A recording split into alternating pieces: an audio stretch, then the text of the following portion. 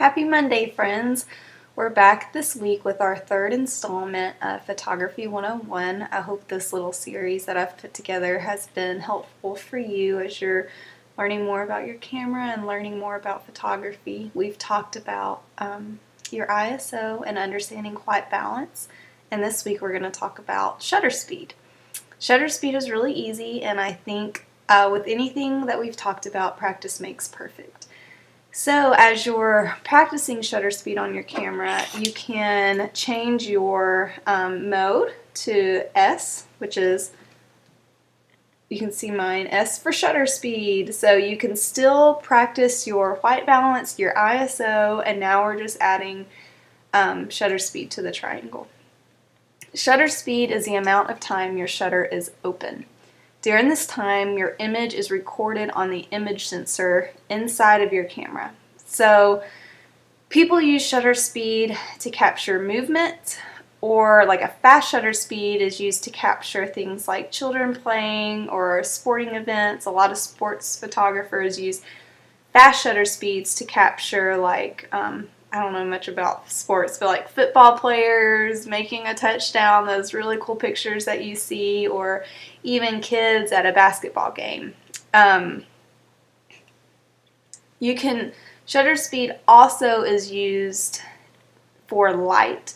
So the faster the shutter speed, the less amount of light you're going to get inside of your sensor, but the slower the shutter speed, the more light you're going to get.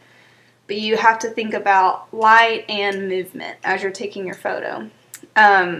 People use a slow shutter speed to capture things like fireworks, or you've probably seen images where people have like sparklers and they write their names and you can see their names written out. That's a slow shutter speed.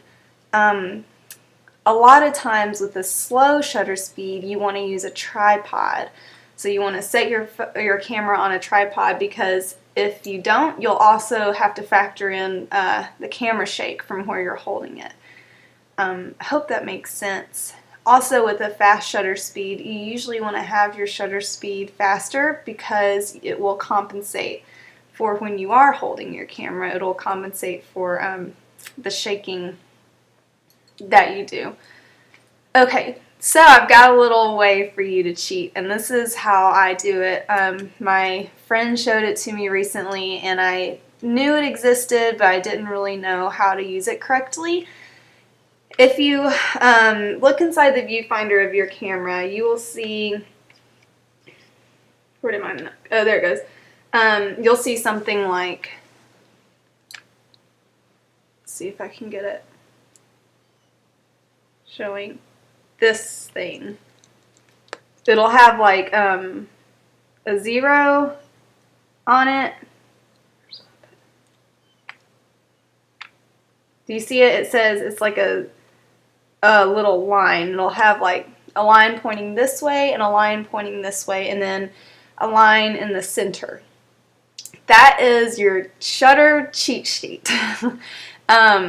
So if you want, and it'll have, like on mine, it has a plus here and a minus here. So it can tell you whether your shutter speed is high or whether your shutter speed is low. But you normally want your shutter, you want to adjust it to where everything is right in the middle. So you don't want to have any lines showing this way or this way as you're learning. As you get used to your camera, you can kind of see, and used to photography, you can see, oh, well, maybe I want to overexpose this picture, so I would move my line.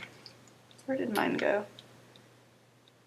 I'd move my line to where it'd be overexposed, and you can just play around with it too. I hope that makes sense. But on most of your cameras, it'll be on the inside, it'll be like lit up a little bit at the bottom. It has my f-stop, my focal length, and my ISO there, and how many photos I have left.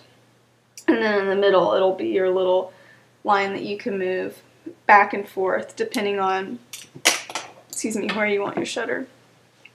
I've got Also, a really great resource for you guys today, my friend Justin Wright. He is a professional photographer. He does amazing work. You can look on his website. He is launching a great resource called Camera Camp, and it's for people like you who are new with their cameras. They want to take better pictures, but they don't know how.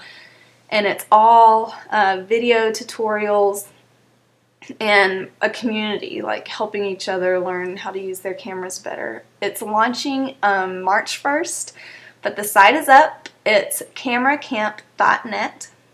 You should go check it out. I think it'll be a really good resource for you, better than anything I could give you. So check that out, and also I've got some photos for you to see the different shutter speeds, what they do, and how light is different with different shutter speeds, and how you can catch images with faster and slower shutter speeds too. So I hope this helps, and I hope you guys have a great week.